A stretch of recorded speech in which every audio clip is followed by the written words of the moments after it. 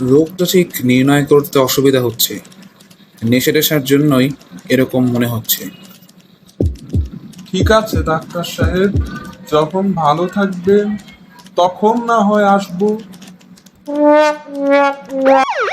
কিরে, বাড়ি ফিরতে তো দেরি হলো যে?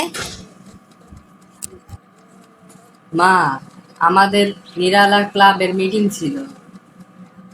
এই ক্লাবের নাম তো আগে কখনো শুনিনি তোর মুখে। তো কত মেম্বার আছে তোদের ক্লাবে? আমি আর তাওহিদ। অবশেষে মামা চিরশান্তি পেলেন। ব্যাপারটা ভেবেই খুব ভালো লাগছে। সে কি, তোমার মামা মারা গেছেন? মামা নয়, ওটা মামি হবে। চুপ কর বেটা, ফালতু কোথাকার। তুই আমাকে বোকা বানালি।